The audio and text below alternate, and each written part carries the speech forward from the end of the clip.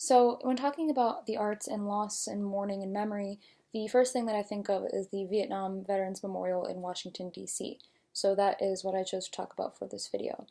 The memorial was developed because it was a way for America to heal after the Vietnam War, and a way to honor the veterans that died in that war, which was necessary to kind of acknowledge the tragic loss that occurred during that time.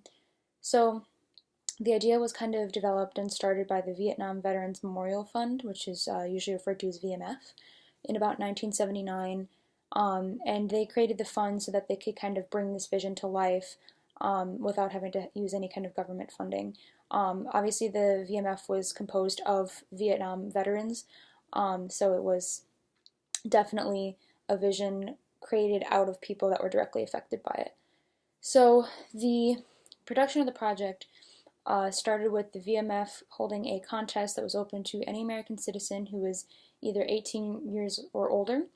And the contest was just for them to submit a kind of design to the VMF that would then be chosen by an 8-member committee of internationally recognized artists and architects that were selected by the VMF, which included 2 landscape architects, 2 structural architects, an expert on urban development and landscape, and 3 sculptors were on the committee. So stemming from that, they ended up choosing Maya Lin, a 20-year-old Yale undergraduate student. They ended up choosing her design, which is the wall that we know today, the black wall that has the names of all of the Vietnam veterans on it. So as far as whether or not this was kind of a plot project, it was definitely kind of in the works for a very long time. The government definitely knew about it, and it was the people knew about it, which is evidenced by just the popularity of the contest aspect of the winning design. And the most important part about this was that that Vietnam veterans themselves were aware of the project and what it was going to be, as indicated by the fact that the VMF was made up of Vietnam veterans. But obviously, you can't account for every single Vietnam veteran to be completely on board with what was happening.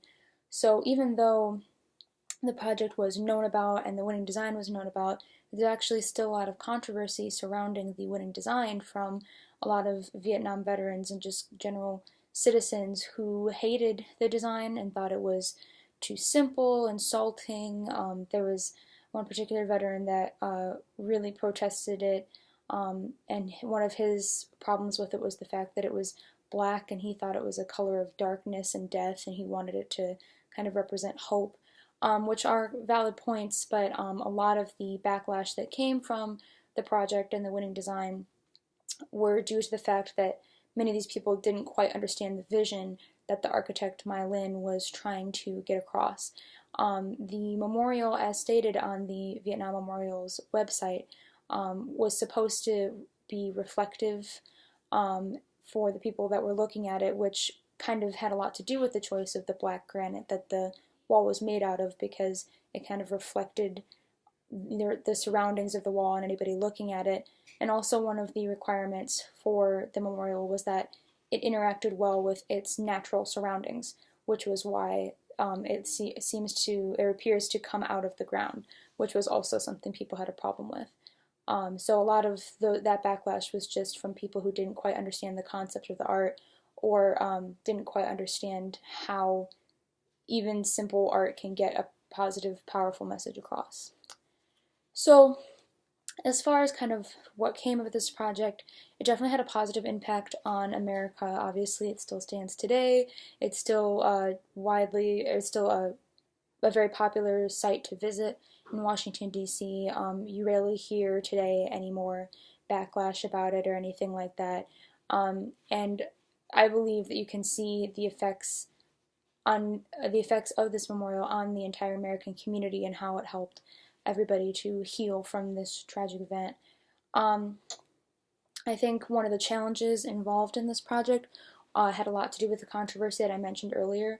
The challenge being that art is very subjective and it's impossible to try to appeal to everyone, which is kind of a problem with really kind of any public art that you're going to put out there. So just the fact that this was a very public art installation that dealt with a really heavy subject and affected a lot of really emotionally scarred people, that is a really big challenge for something like this. Just trying to appeal to everyone that you can, and just the challenge of having public art that can really be face a lot of positive or a lot of negative backlash. But I can say that if it were me doing this project, being involved on it in any way, shape, or form, I don't know that I would have really done anything differently. The backlash would probably have been intimidating at the time for the people that were involved in the project. I know that I would definitely be intimidated by it, but I definitely think that they made the right choice.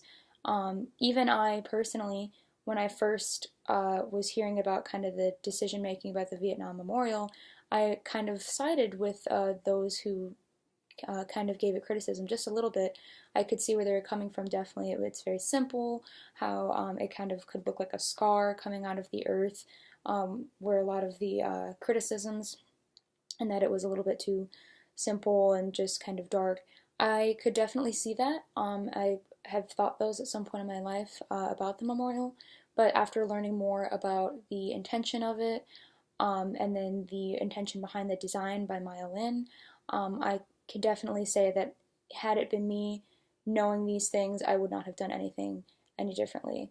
I think that the memorial is a fantastic way to remember those who lost their lives in the Vietnam War, and I think it really did a lot in terms of helping America heal after the war. Thank you.